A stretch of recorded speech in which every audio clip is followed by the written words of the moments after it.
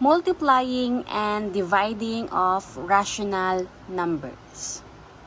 Hi guys! Ngayon, turuan ko kayo kung paano mag-solve ng rational numbers in multiplication and division. So, 2 over 7 times 3 over 5. So, dito, it's simply 2 times 3 over 7 times 5. Okay? So, we multiply this and we multiply this. Okay? So, si 2 times 3 over 7 times 5 equals 2 times 3, 6 over 7 times 5 is 35. So, kaya pa bang i-lowest term? Kung hindi na, and then, yan na po ang sagot. Ngayon, kung nabibilisan ka sa aking video, pwede mong i-pause, pwede mong panoorin ulit para mas maintindihan at maunawaan kung paano ko ginawa o paano ko nakuha ang sagot. Okay? Number 2, 2 over 5 times 7 over 8. So, 2 times 7 is 14. 5 times 8 is 40. Again, kapag kaya pang i-lowest term, ilo-lowest term. Since 14 and 40 is divisible by 2, divide natin both side by 2. Again, kung nabibilisan po kayo, pwede nyong i-pause or balikan yung previous video ko para hindi po kayo nalilito. Okay? So, 14 divided by 2 is equals to 7. 40 divided by 2 is 20. So, therefore, 2 over 5 times 7 over 8 is equals to 7 over 20. So, ganun lang po kadali mag-multiply ng rational numbers. Okay, next, division. So, dito, sa division, meron tayong rules o formula na sinusunod. Ang rules natin dito ay si keep, change, and flip. Keep, change, flip. Okay, tatandaan nyo lang yan kapag division tayo or dividing rational numbers. So, again, first is keep.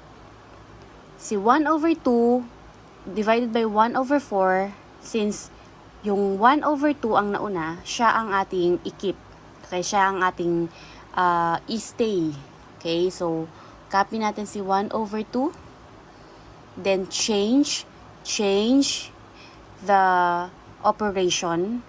Since division ang ating operation, change natin to into multiplication. Okay? Then, flip. Flip, si 1 mapupunta sa ilalim at si 4 mapupunta kay 1.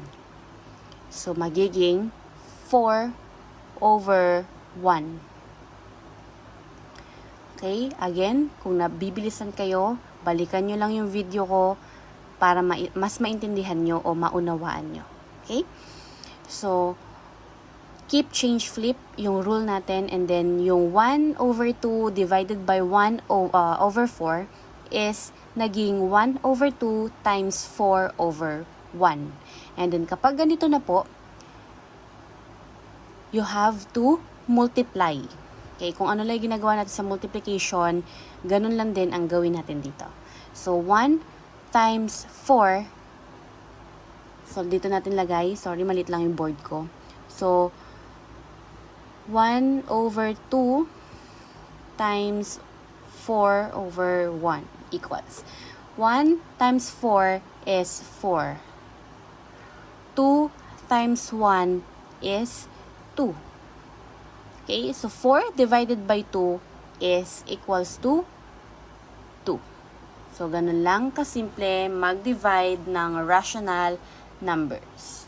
So, since keep, ang ikikip natin is si 3 over 4 since siya yung una. So, 3 over 4. Then, change. I-change natin si operation. Since division ang ating operation, i-change natin siya into multiplication. Okay?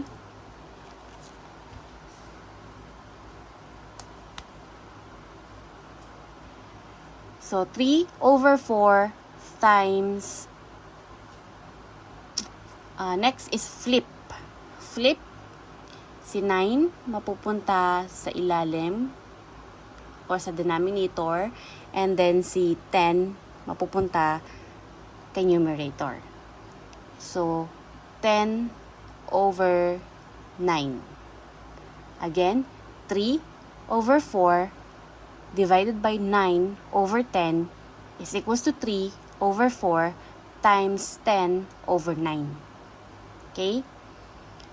So, kapag ganito, simply multiply. So, 3 times 10 is 30. 4 times 9 is 36. Okay? So, kapag kayang i-lowest term, since si 30 and 36 is divisible kay 6, then let's divide by 6. Kasi divisible by 6 is 30 and 36. So, sorry, ibaban lang natin dito sa ilalim. Kasi 30 over 36. Sorry, maliit yung board ko, ha. So, 30 over 36, divide natin by 6 is equals to 30 divided by 6 is 5. 36 divided by 6 is 6. Therefore, the lowest term for 30 over 36 is 5 over 6. Okay? So, ganun lang kasimple mag-solve ng multiplication and division. Okay? So, for more mathematics, follow and subscribe Lessons with Miss A. Okay? Goodbye!